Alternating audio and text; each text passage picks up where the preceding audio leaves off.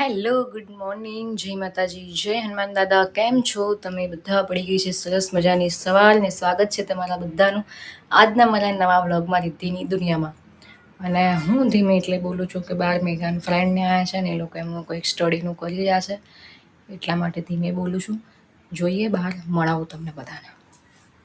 હાય મેઘા, good morning. અને અહીંયા મેઘાની friend આવ્યા છે બંને. હું નહીં ઓળખતી એટલે મેઘા જ ઇન્ટ્રોડક્શન કરાવશે. કરાવી દે બધાને.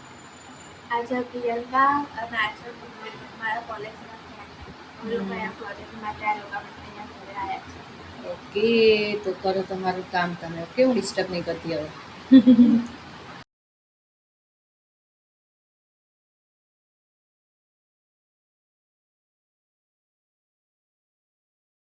અને અહીંયા ડિનર માટે મેં એક બાજુ સરસ મજાના રાઈસ બોઇલ કરવા મૂક્યા હતા ને એક બાજુ બધા વેજીટેબલ, આ બાજુ ઓનિયન કટ કરી દીધી હતી કારણ કે મારે બનાવો તો આજે તવા પુલાવ.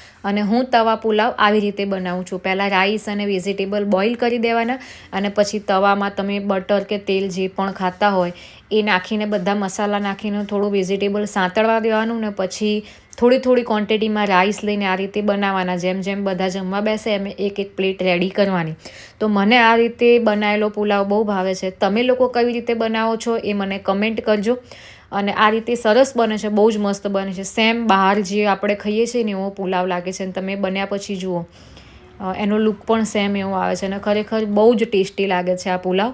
અહીંયા મમ્મી જમવા બેસી ગઈ હતી. ચલો જમવા.